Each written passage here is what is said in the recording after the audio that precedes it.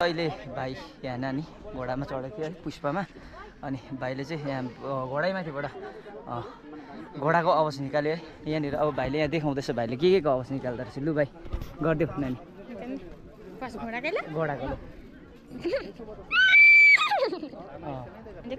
अझै गर न के को आउँछ तिमीलाई अरू आम्बो अझै गर गाईको है अब अरू लु